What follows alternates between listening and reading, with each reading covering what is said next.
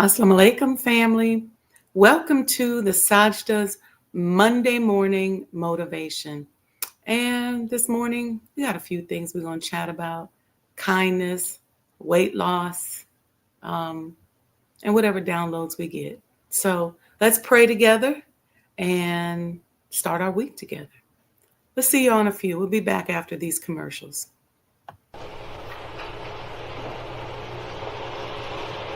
O Allah, guide me among those whom Thou hast guided aright, and preserve me among those whom Thou hast preserved, and befriend me among those whom Thou hast befriended.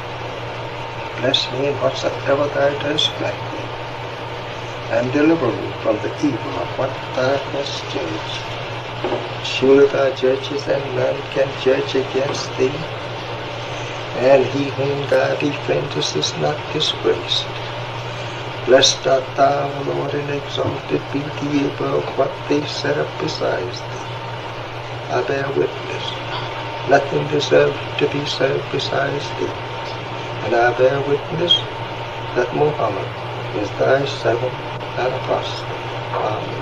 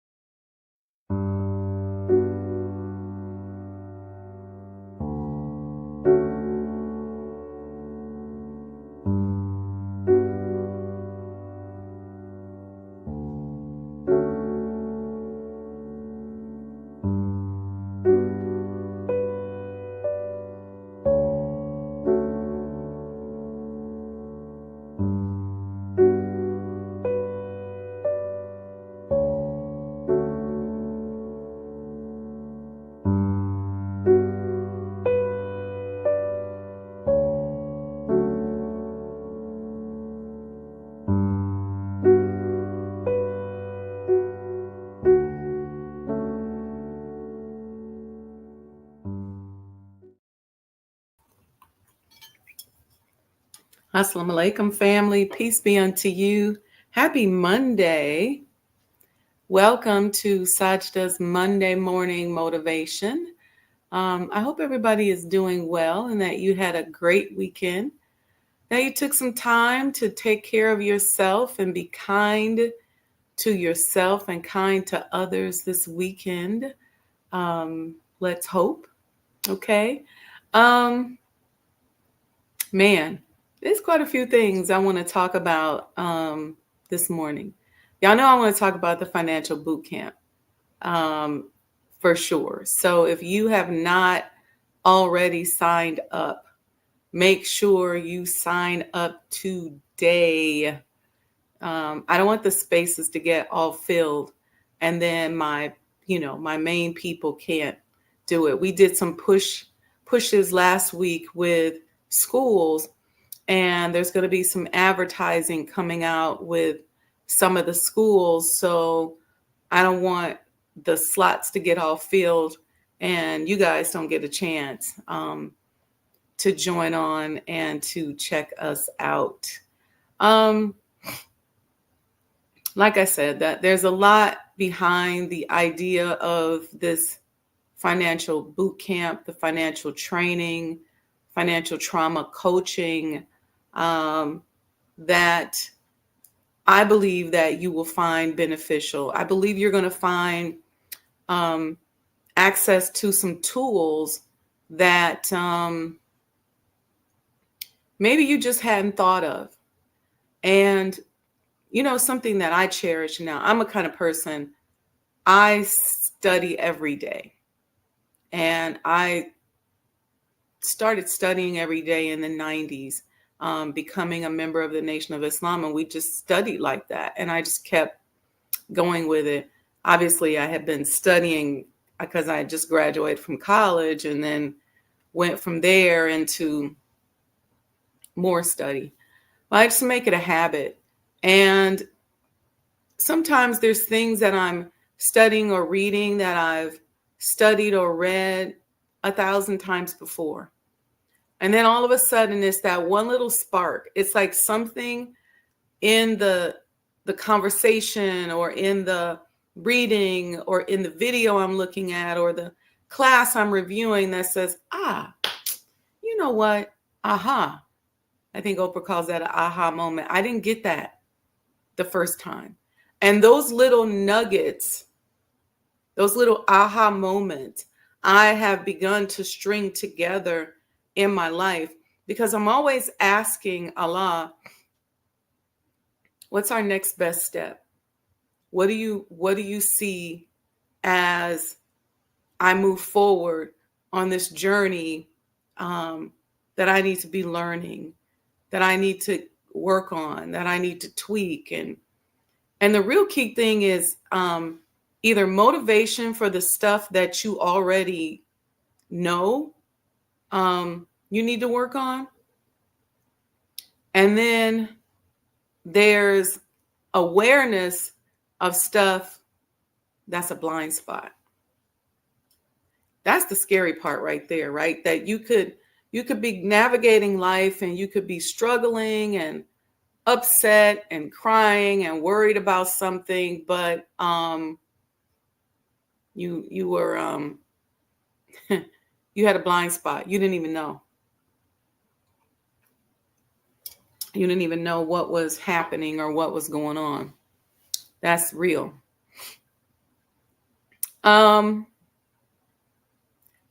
of you all have been giving me lots of compliments. I've not really talked about this a lot, but back in November, I got myself together and got back on my one meal a day diet as we have been prescribed by the Honorable Elijah Muhammad. I have not been perfect every single day, but for the most part, I've been on it. Thank you, Mom. Mom says I look beautiful. So since November, I've lost 37 pounds, just getting myself back on eating one meal a day, being very strict about processed foods, and just really rereading How to Eat to Live and just resetting and recalibrating myself. And don't get me wrong, I've not been perfect. Some days I'm just like, I'm gonna eat this.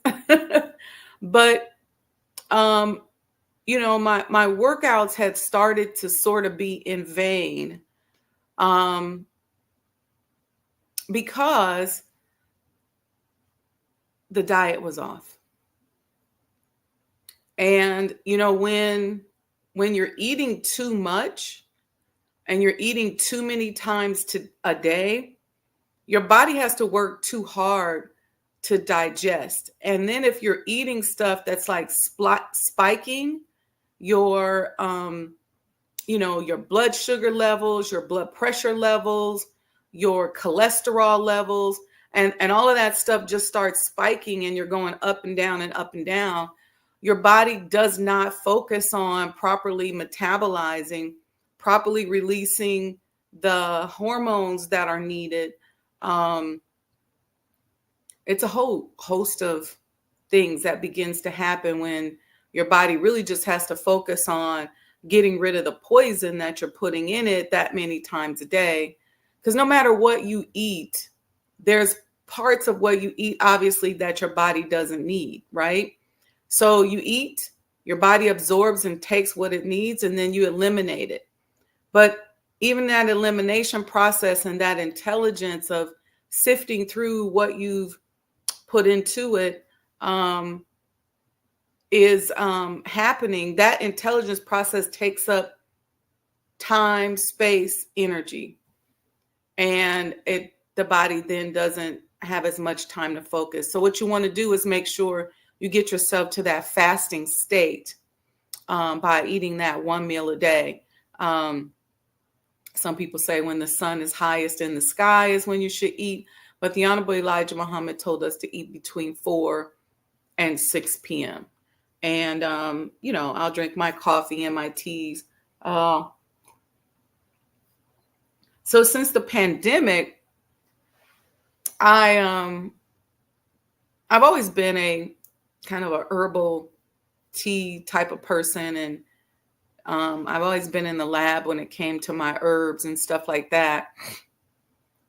But since the pandemic, I got deeper into it and started being a little bit more prescriptive with myself. So with, drinking the right teas, understanding how to regulate certain levels in my body, and eating the one meal a day has been successful. I've always been a boot camper. I've always been a CrossFit girl. I'm Fulani, so I'm very nomadic. I walk a lot. But even with all of that, I was in shape in terms of physical strength and endurance, but that excess weight was not coming off. I can't say that my stress levels have decreased. So I think that then as I begin to process even how to deal with life challenges, then the body will probably just begin to regulate itself even more. So somebody asked me yesterday, I went to an event and they said, well, how much are you going to lose? And I said, I'm letting my body regulate itself. So my body will determine what weight it wants to be if I continue to treat it right and to love it and do for self. It'll figure it out. You know how we are as women. We're still not totally satisfied. But just that love and the body going, okay, I'm loved. Okay, she loves me. I'm going to do my best to function at its highest ability.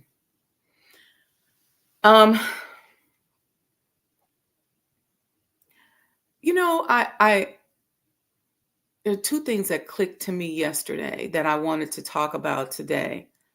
And it all happened at this event I went to last night. The Chicago Blues Hall of Fame inducted my sister Chandra Cooper, who is the granddaughter of McKinley Morganfield, aka Muddy Water, as an ambassador into the Hall of Fame. So we got an opportunity to see Buddy Guy, and he actually performed. He's quite the comedian. I didn't realize he was that funny.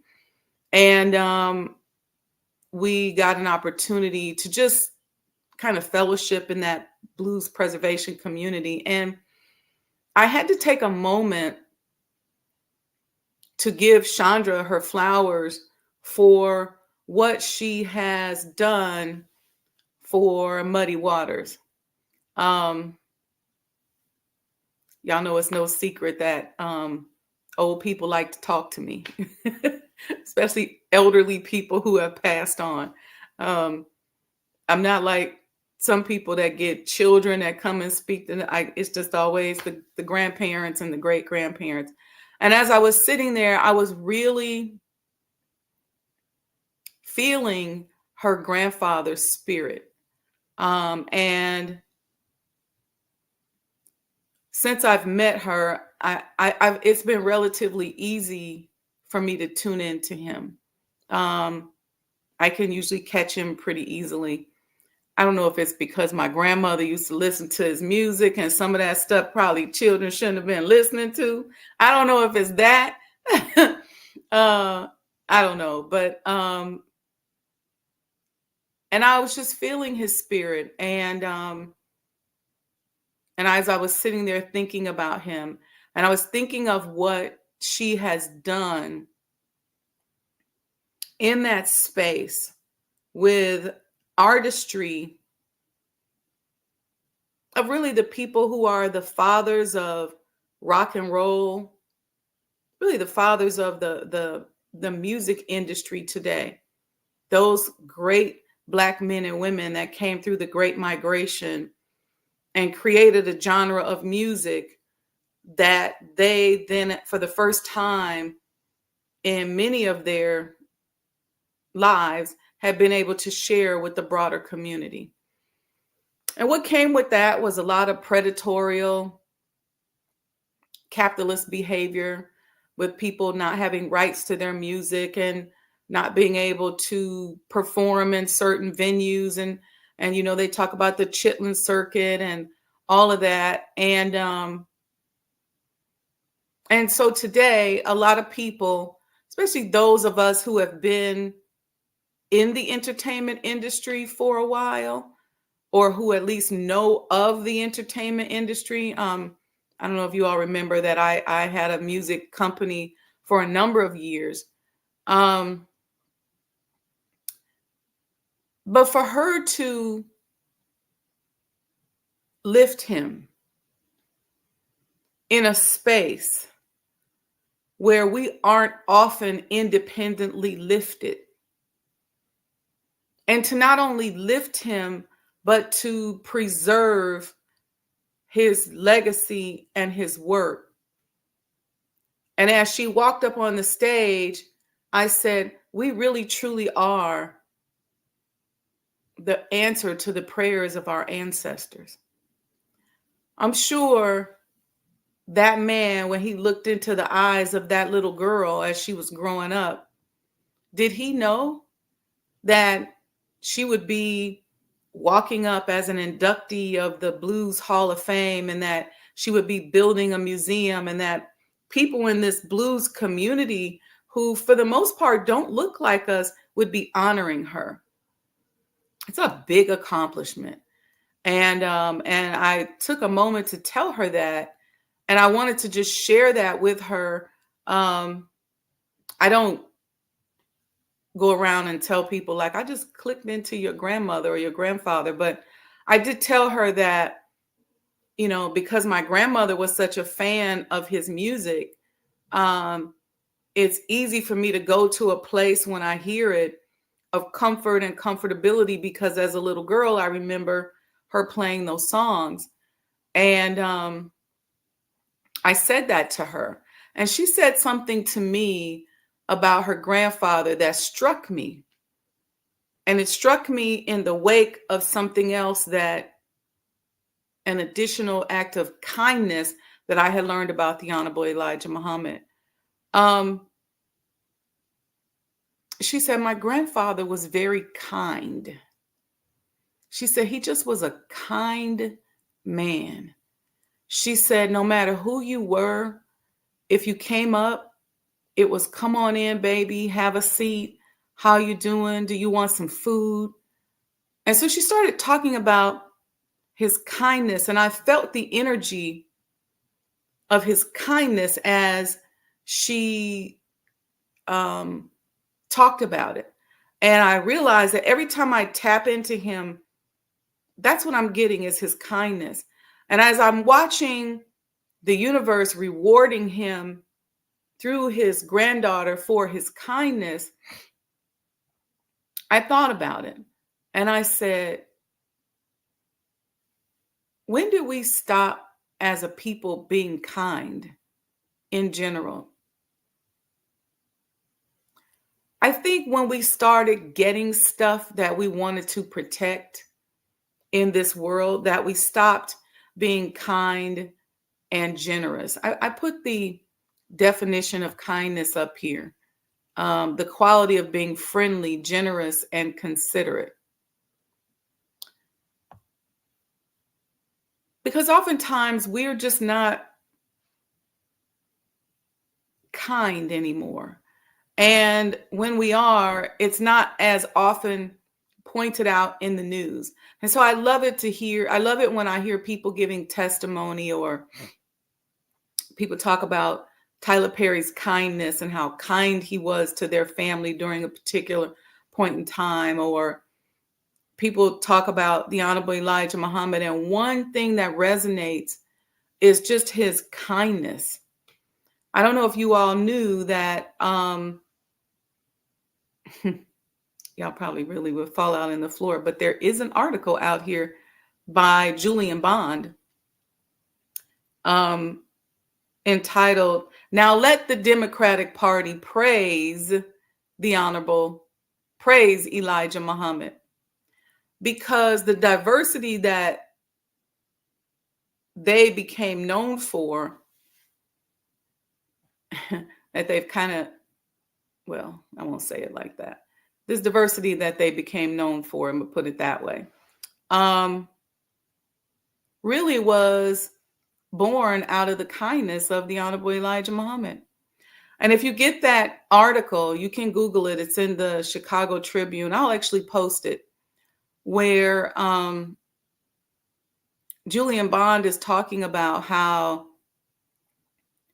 they didn't have enough money to bring the delegates to Chicago. And I'm going to paraphrase it. He met a gentleman on the street who was actually, who worked for the Honorable Elijah Muhammad, said, well, perhaps his boss could help them. And they were asked to come to dinner right at 4847 South Woodlawn Avenue. And he said that they talked about their dilemma and how they couldn't get the delegates here. There were some delegates that actually ended up staying at the house. Some got hotels. And he said they went around the table, that the Honorable Elijah Muhammad went around the table and asked the brothers and sisters around the table, like, should we help this young man? Said all the sisters said, no, we don't know him. He's just going to take the money and give it away. You know, they said, we don't know him. And he said that a couple of brothers said yes. And they had to come back the next day. And they came back the next day, and the Honorable Elijah Muhammad laughed and kind of jokingly talked about the poll. He said, well, in the Nation of Islam, we listen to the women, but we're going to do what the brother said. And then at that point, he gave him the money, gave him $3,000. And that was enough to get the Black Georgia delegation to Chicago and supported them as participants in the convention. And at that time, the Democratic Party was not diverse. And so people wonder, like, wow, you know, why did he do that? He wasn't necessarily into politics like that. But that act of kindness, really in supporting brothers and sisters in their endeavors, is something that he did on a regular basis that a lot of people, you know, don't know much about. Like if you were working on something and you needed the money, he's like, here, go ahead. It's very, very common A lot of stories, and I want to start. Man, people who tell me how he helped them save their home. Maybe they fell on hard times and couldn't get the money. People who had gone to prison who needed help. There were a lot of acts of kindness.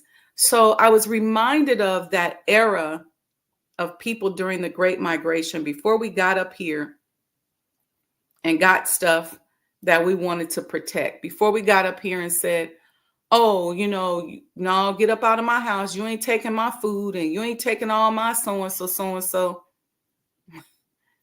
I've even seen it in medicine. I remember my business partner telling me, I won't name names, but that a doctor said to him that a Black man came in to his practice with extremely high blood pressure.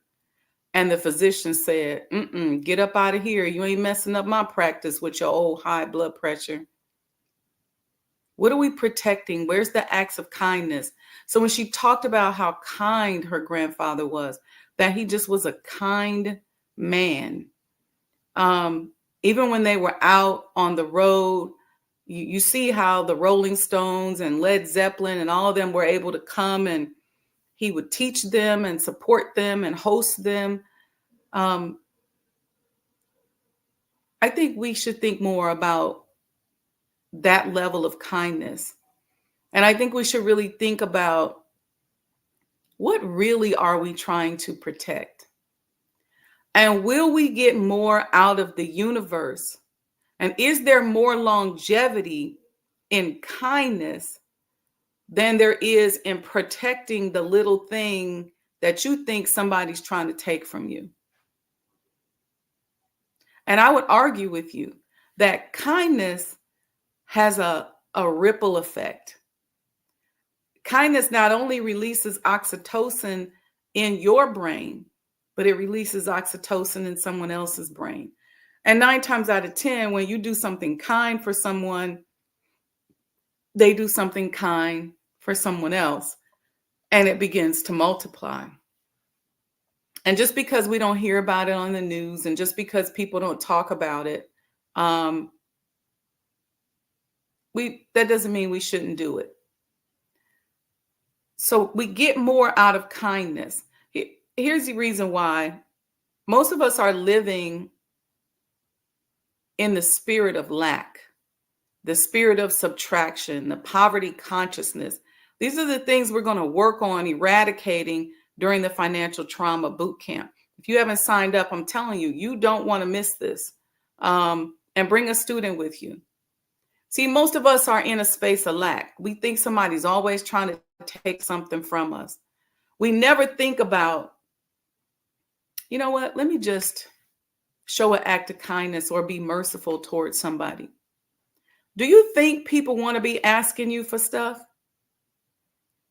I know a lot of times people be begging, but do you really think that people prefer to ask you for something, or do they prefer to be self-sufficient? Well, why be mean to somebody when they are in a dependent position? Do you think they really want to be dependent?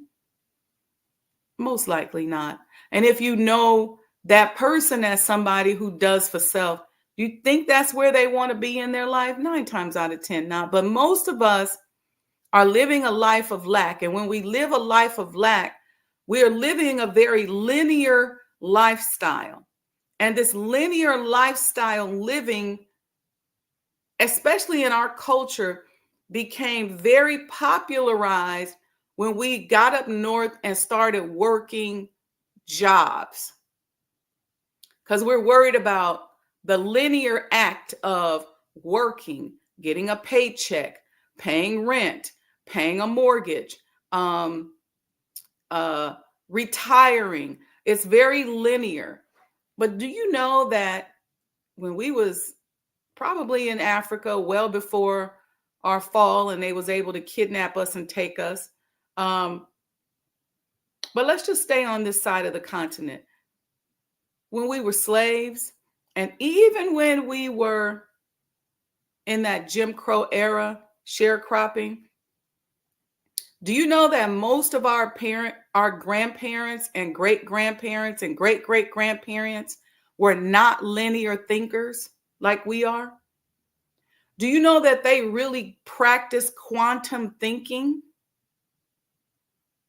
Do you realize that? Do you realize that while they may have had to go pick cotton or they may have had to go clean houses, that while they were doing it, they were envisioning a life outside of that? Do you realize that they literally were practicing a vision in their brain that was something other than what they were doing? This is why many of us in our epigenetics is that coding, because on a day-to-day basis, over and over and over again, they were visualizing a different life. And they understood that they were not necessarily the person that was sweeping floors or picking cotton. They knew it. But somehow the psyche changed when we got up north. We migrated up north and we started working a job. And then we became the job that we were seeking. And so in that pride of saying, oh, I'm an accountant, or I'm a engineer, or I'm a so-and-so, we reduced ourselves to those professions and became very linear minded. But they were quantum thinkers. They understood that maybe just feeding this person who's walking by may do something for them. They understood that helping more people travel and get up north and giving was important. That meant something to them. They got it. They understood it. Think about, how many of y'all saw the movie Life? Remember when Eddie Murphy, Martin Lawrence, and all of them, they were in prison, and Eddie Murphy's character Ray would talk about Ray's boom boom room. And he was describe the boom boom room and tell this story so much so that people in their minds love hearing the story, and they went to the boom boom room. And in the movie, they reenacted it and showed it. But it was really him dreaming and visualizing. That's quantum thinking. Because while, yeah, he was there in prison, but he wasn't saying, I'm a prisoner. I'm the proprietor of Ray's boom boom room. So in that space and time, instead of being singularly linear thinking, he was quantum thinking and manifesting something on another plane or in another level. So part of our problem for a lot of us, we live this life of lack because we're linear thinking. And we are only thinking about what we can figure out because somebody told us you only can have what you get on that job. The only money you can get is what you get from work. The only identity you can get is from your career. And so that linear thinking has followed us and made us give up our kindness because we're on a linear plane and we're worried about somebody saying to us, oh, I'm about to take what you got, or somebody taking what we got. We are so linear. Check out how linear we are. Most of us know that the one thing that none of us can do anything about is time. We can't do anything about the movement of the universe and the time and the counting of time that comes as a result of the movement and rotation of the earth, the rotation and the revolution of the earth around the sun that we mark in fragments called time. And so in the linear thinking, we think all we got is this life and what is presented in front of us. And so most of us are mad at time. We're mad because time keeps going and time keeps ticking Time keeps moving because the earth is moving. And guess what? We ain't moving. We're not moving. And so we're mad at time. We're mad because we're 40 years old and we thought we should have been and did something else because we really wanted to be on another linear track. We're mad because we're 80 years old and we're like, man, I really wanted to do X, Y, Z. Well, why not on a quantum level go there in your mind right now? Why not take those multi levels of thought and desires and begin to visualize them and put them together in your mind right now? Why not? Where's your raised boom boom room? Why not? Even if you say on this linear plane, time has run out, I don't necessarily think that I can open this, multi-dimensional hotel conglomerate that I dream of. Let's say that, but you can put the vision together and give it to somebody else so that when you're gone, the continuation of your thought and your dream will happen. It'll keep going. You can do that.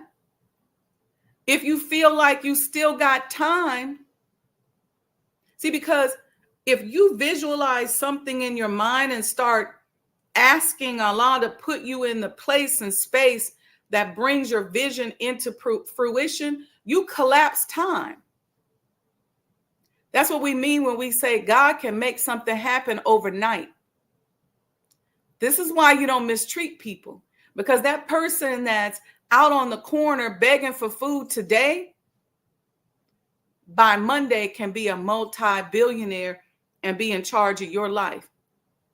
That's because Allah, who is the creator of the universe, he can give you supreme wisdom through a person that can collapse time.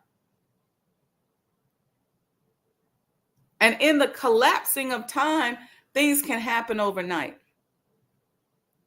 So that person that everybody told you to hate today, that person that everybody told you to diss today, can be somebody that you are chasing behind, trying to get their attention tomorrow because they got off the linear plane that you're on and went into quantum mode, and they collapsed time, but you still over here on a linear basis. So 9 times out of 10, you're going to have to come to them to get what you need to get you up off of that linear plane.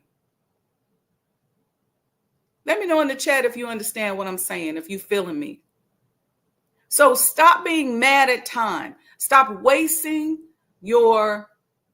stop stressing, stop creating cortisol releases and all of those hormones in your body by being angry with time. And go into your mind and begin to visualize what it is that is being downloaded into you. Document it, write it down, and share it with somebody. But, oh, my bad. Some of y'all ain't even kind to nobody, so you don't get to talk to nobody when you get down the road on that linear plane.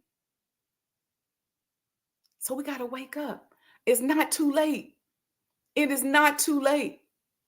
There's a vision. There's a dream. There's experiences that you've had.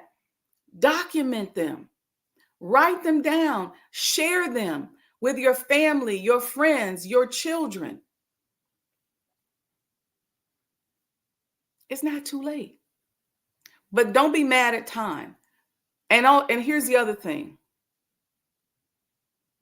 I had somebody to write me a note who said, I'm going to paraphrase. It's unfair that the universe has given you certain wisdom about certain things, and I've been working on certain other things for a number of period of time. Basically, they were saying, why you and who are you? And I said, you know what? I called the person and I said, let's collapse this spirit of lack that you're reaching out to me from, this why you type of thing. Let's collapse that, because the planet, the universe, Allah, whatever you want to say, releases what it wants when it wants. You could say, you saying that is like a slave person saying, well, you know what? A person who was enslaved saying, man, I'm jealous because y'all ain't slaves. It sounds ridiculous.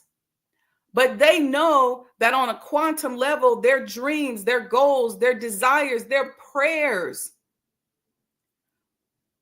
went into their DNA, which became sperm and egg that produced us, and that those dreams are in us. And so we're just a continual evolution of their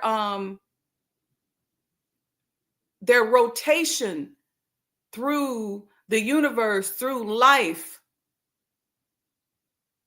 We're not going to always be in this condition. Just like we weren't always captives. We're not going to always be getting killed on the side of the road. This is going to change. It has happened to enough of us, and there's enough of us that are dissatisfied and uncomfortable and tired of losing loved ones, that are praying for a change, that change is going to happen. Now, whether it happens in our lifetime or not, who knows? But a change gonna come. Y'all know the song? So to sit there and lack and look at somebody who's younger than you or different from you and say, man, I'm jealous. Instead of saying, what can I contribute to the universe right now? What can I contribute to my people right now from who I am, from my experiences, if it's nothing other than to just tell my story? And let that be your contribution to the quantum world, instead of living on a linear lack plane where you're going, I can't stand this person. Why they get to do this or that? Because every time God gives any of us an assignment, every time any of us walk into this earth, we're born into this earth and we start walking the earth with certain genetic coding inside of us, certain assignments up inside of us, certain things that we've been told to do, meaning that we got to elevate and evolve to get to that point so we can find our own purpose, is not easy. So while you sitting over here being mad at somebody else for where they are, stop yourself. Let's collapse this relationship. Let's collapse into an energy space that is more expansive. And when I say collapse, what do I mean? Most of us have all these different linear planes of existence, right? We got our life, we got our family, we got our health, we got our money. And for many of us on every plane, we're jealous and envious. We're functioning on a low vibration in every aspect of our lives. We're jealous and envious from a health standpoint, because we're looking at somebody else who's skinnier or in shape or maybe looks better, and we jealous and we mad. We're jealous and mad at people who got more money. We're jealous and mad at people who got a relationship that we want. Let's collapse all of that and begin to expand into a different level. And let's put our mind in a different space by doing what? If you're mad and jealous of that person because they got money or a certain amount of money and you don't, then stop for a minute and talk to your spirit and say, what will I do when I have a certain amount of money? How many acts of kindness? What am I going to build? Who am I going to help? And go into that visualization and recalibrate yourself according to in alignment with that visualization, as opposed to calibrating yourself on the low vibration of jealousy and envy. And when you go out, perform an act of kindness that is congruent with the vision you had in your mind. Instead of being jealous of somebody else's relationship, look at them, or let me try to break them up, or I'm gonna see if I can take something from them. Whatever I can't even figure out the low vibrational language, but whatever it is, stop for a minute. What will you do when you have the relationship of your dreams? How will you interact with him? How do you want your vibration as a couple to benefit those around you? Don't you want the love between you and your mate to be so powerful that you empower other people around you? How many people will you and your loved one help? Start visualizing that and calibrate yourself to that thought, okay? And that energy, as opposed to the energy of hating on that other person in their relationship. Let's talk about health. Instead of being jealous of somebody else because they lost weight, I don't know who Sajdah thinks she is, getting on here telling us she lost 37 pounds, blah, blah, blah, blah, blah. Some of y'all mad about that. She probably on Ozempic. She don't know Elijah Muhammad. It's how to eat to live, boo. Some of y'all mad about that. Stop.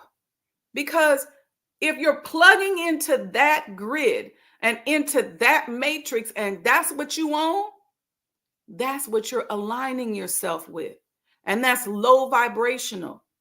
Why not say, man, that's beautiful. Let me call her and talk to her about how she, about this how to eat to live. And how did it happen? Yeah, I've been in the nation since the 90s, and I was eating one meal a day, and then I wasn't. And then I was eating one meal a day, and then I wasn't. And I was eating one meal a day, and then I wasn't. So I've been on this roller coaster. Call me and say, hey, you know what? How did you navigate through this mercy? It's a blessing. A blessing. So let's calibrate ourselves to that. Man, how am I going to look when I lose my 37 pounds? How am I going to look when, how am I going to feel when I can walk up the block without having to stop and get tired? How am I going to feel when I got to go shopping and get all new clothes? Huh? Calibrate yourself to that instead of to the jealousy. I could go on and on and on. If you're jealous because somebody else got another assignment from God and you wish you had gotten that assignment, well, calibrate yourself to the assignment that you really want. See, the problem with us is that we plug into that grid of lack. It's like taking your charger and plugging into an outlet that don't have enough energy, so it's a slow charge. So when you're trying to use your phone, you don't have enough juice because it's charging so slowly. So every app you pull up, it almost dies, so you can't even use the phone. See, that's what's happening to us in our lives. We're plugging in to this low vibrational stuff, all this envy, all this jealousy, all this comparison, all this hating on one another. When if we just plugged into kindness, plugged into loving ourselves and loving other people, that's a much more high power, high voltage outlet for us to plug into. And in plugging into that high voltage outlet, we can use more of the apps on our phone. When you plug into that high voltage outlet, we just talked about kindness, for example, guess what? It affects your health, your wealth, your mind, your spirituality. It affects everything because you plugged into something higher so you could access more apps. Give me a thumbs up if you can understand this. So that's why I'm saying when Sister talked about how kind her grandfather was, and I felt his energy and his spirit. And what I always felt from him was that he was rich and abundant. Now, I don't know what his financial situation was, and I know that, but what I do know is 9 times out of 10, being in this entertainment industry at the time that he was in it, he probably wasn't getting the money that he deserved. He probably still doesn't have the wealth that he deserves, or the family doesn't have the wealth that he deserved, but he's rich in spirit, rich in kindness. And I'm looking at his life continue to play out through his granddaughter. And it was a powerful thing to see. And when she sat, before she went up on stage, she was talking about his kindness. And then she went up there and spoke about his kindness. And when she sat down, she spoke about his kindness again. And that is what I saw as a high voltage grid that he was plugged into for a long time in his life. And those apps are still running for a generation after his transition. So these are the types of coding lessons we're going to go through so we can figure out how to hack our brain. I'm not talking about you coming to the thing and telling your story and we just going to regurgitate the same old energy over and over and over again. We're not doing that. We're going to change our programming. We're going to change how we see things. Why is it important to eat how to eat to live? Because it's a demonstration of love of self. And the thing that the Honorable Elijah Muhammad told us, or one of the things, was first, love yourself. Well, how do we do that if nobody taught us how to love? He said, okay, first thing, here's a mechanism. Accept your own and be yourself. Let's eat to live. And then within that are instructions. Here's a belief system for you. Here are apps and programs and many different linear planes that you can deploy into your life and help you to live on a quantum expanded level. So we're going to talk about that mechanism, and you don't have to be Muslim to come to the financial trauma boot camp. In fact, about it, a lot of times when I have these boot camps, a lot of people who come are not Muslims. Because sometimes for those of us that are deep into our spirituality, we think we know everything. And we think it's blasphemous for us to take a moment to explore something else. And I'm a big proponent of exploring patterns of thought and methodology that helps you go deeper in your understanding of your faith. So this ain't got nothing to do with faith. Okay. Saying you don't have to be, of a certain religion to join, but I'm encouraging you, and bring your children, bring a student. If you sign up, let the whole household tune in. You will be surprised at how these babies will pick up on this stuff and take your legacy into the next 2-3 generations, even if you ain't really did what you was supposed to do while you was here on this plane. You'd be surprised at how they will pick up on, like, oh, okay, I get it. Because I'm going to say this last thing before we go. Studies show that from 0 to 6 or 7, those are the hypnotic years of a baby's life. That's when whatever you're pouring into them, you're really hypnotizing them. And then that next series of years, this is also based on, depending on the school system they go to. They go to a different school system. They go to the right school system. This kind of linear educational process I'm explaining doesn't happen. When they go into those next years from 7 and beyond, They start learning techniques on how to be of service to someone. And it's very confusing because we say to them, well, what do you want to be when you grow up? What do you want to do, little Johnny? And he says, I want to be a doctor. I want to be a fireman, because he's really just saying what he's been programmed to say, because you programmed him from 0 to 7 to please you. If he didn't act right, you popped him on the hand. If they stayed up all night and cried all night, you were like, man, no, this baby is really giving me something. You depressed. But if they slept through the night, you say, oh, it's such a good baby. So you're hypnotizing the child to please you. So then when they're 12 years old and you say, well, what do you want to do? And they go, I want to be a neuromolecular engineer. Some shit they don't even care about because it pleases you. Or you put the violin in their hand or the piano and put them in front of it and say, you're going to play this. And then they say that's what they want to do because they've been programmed to please you. They don't even know that they're doing it.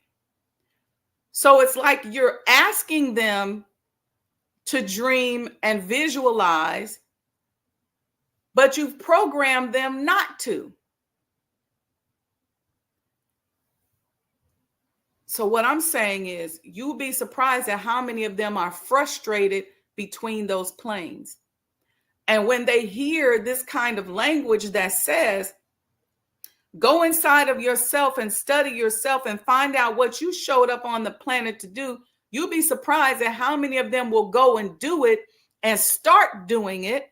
And then the universe will reward them with sustenance, and you'll see them. 12-year-old millionaires, 15-year-old millionaires, 16-year-old millionaires. I'm not saying this boot camp is going to make them that, but this boot camp is going to help reprogram them.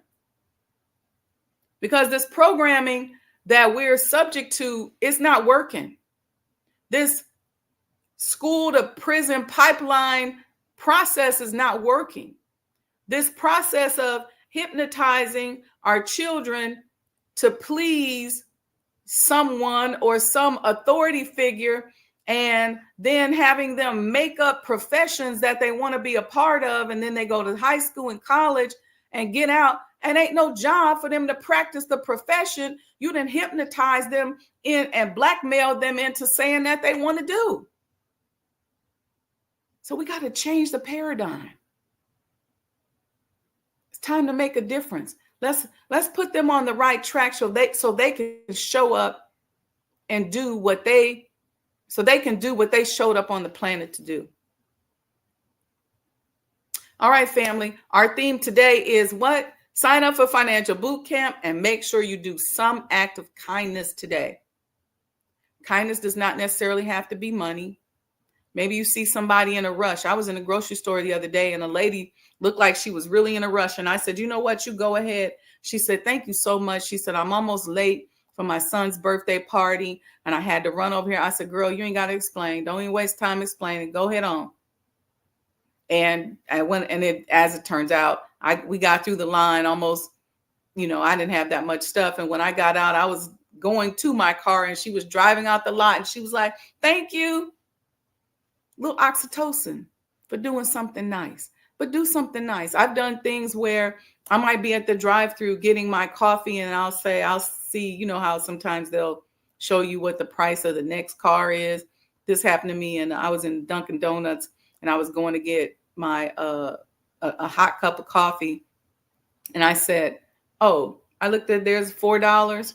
I was like, I'll pay for theirs too. I think altogether it might've been like $7. And I'm sure that person probably was like, oh, okay, that's nice. That's happened to me on the toll road before, back when we used to have to put our money in the toll.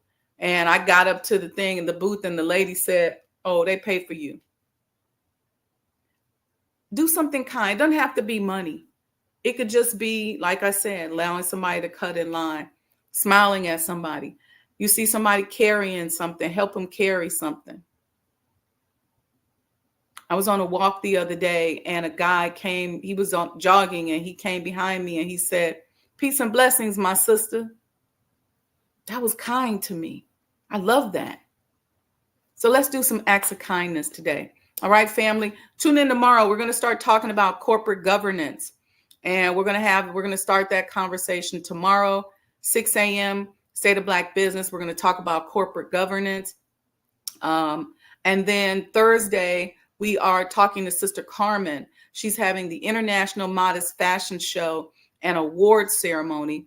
Hopefully you all will come. She's honoring me on that Saturday, August 30th, as her Entrepreneur of the Year. And then Sunday at the Drake, that's at the Salam restaurant. And then on Sunday, the 31st, she's having a huge international fashion show. You're talking about some bad clothes.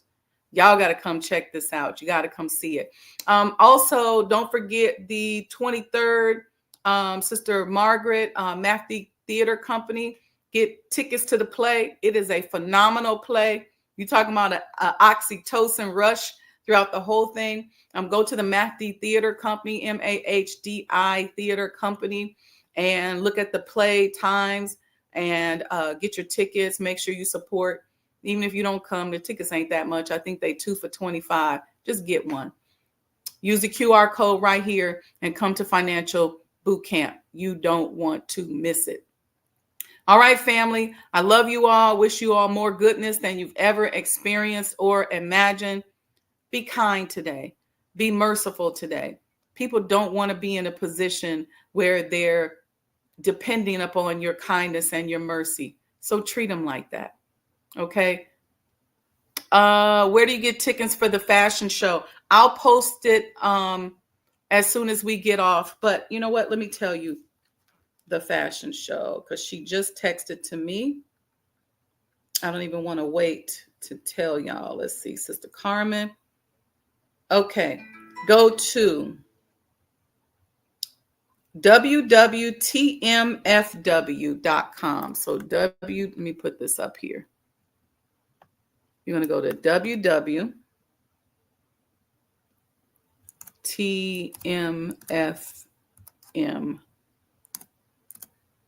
She's going to be on the show Thursday, but go get your tickets, because I think the Salam is almost, for the award ceremony where we're being honored, is almost sold out. www.tmfw.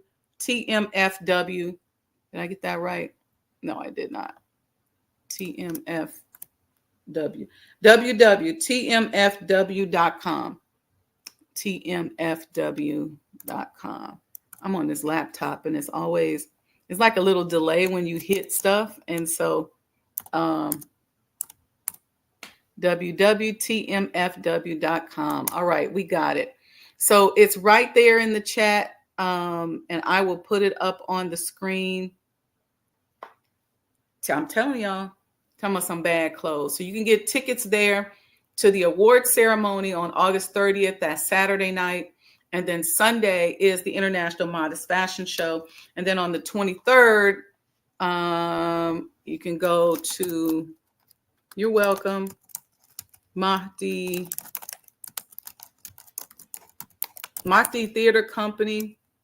That's for the play that's coming up. It's phenomenal. It's all about having some righteous fun, right? And the play is called Bronzeville,